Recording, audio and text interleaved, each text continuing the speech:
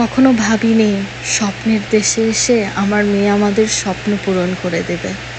আলহামদুলিল্লাহ, আমার মেয়ের আঁকা ছবি নিউ ইয়র্কের মেট্রোপলিটন মিউজিয়ামের প্রদর্শনীতে তো গিয়েছেই, তার সাথে টাইম স্কোয়ারের বোর্ডেও ওর আর্ট প্রদর্শনী হয়েছে। এটা একটা প্যারেন্টস হিসেবে যে কতটা গর্বের, এটা আসলে বলে বোঝানোটা সম্ভব না। ওর এই আর্টটা খুবই ইউনিক, বিকজ ও এখানে কোনো পেন্সিল বা কালার ব্যবহার করেনি, শুধুমাত্র কেচি এবং কিছু কালারফুল পেপার দিয়ে পুরো ড্রয়িংটাকেও কোলাজ করেছে, যেটা কিনা সবার নজর কেড়েছে। সে এখানে প্রত্যেকটা ইন ডিটেইল ওয়ার্ক করেছে, যেটা একটা ছোট বয়সের বাচ্চার এত ক্ষুদ্র ক্ষুদ্র কাগজ কেটে করাটা একটু কঠিন বললেই হয়।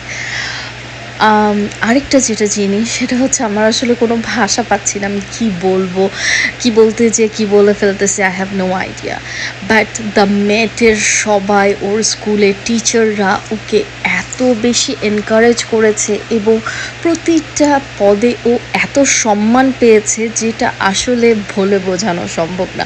ওয়ান কাইন্ড অফ ওকে আজকে মনে হলো আমার একটা সেলিব্রিটি। ওর কাছে সবাই আসছে, ওকে নিয়ে সবার আকর্ষণ, ওকে নিয়ে যত ক্যামেরা, মানে আমার মনে হচ্ছিল যে আমার চোখে পানি চলে আসছে, বাট হয়তো বা প্রকাশ করতে পারছি না।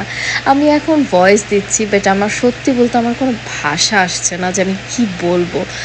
সত্যি স্বপ্নের দেশে এসে আমাদের মেয়ে, আমার আর আব্দুল কাদিরের মেয়ে আমাদের স্বপ্নটাকে একদম পূরণ করে দিচ্ছে।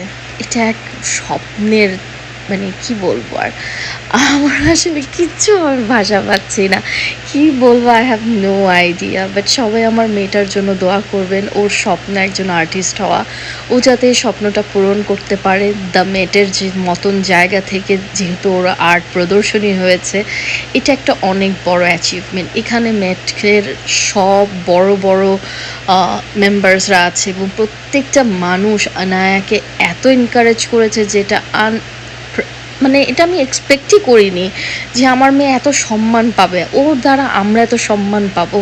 আসলে মানে আমার কোনো ভাষা নেই বলার, শুধু এতটুকু বলবো, সবাই আমার মেয়েটার জন্য দোয়া করবেন, এরকম করে যাতে ও সামনের দিনগুলো এগিয়ে যায় এবং ওর যেটা ওর স্বপ্ন, সেই স্বপ্নটাকেও বাস্তব রূপে পরিণত করে এবং ওর স্বপ্নকে ও সারা বিশ্বের মাঝে ছড়িয়ে দেয়, হাজার হাজার কোটি কোটি মানুষের মাঝে। আসসালামু আলাইকুম।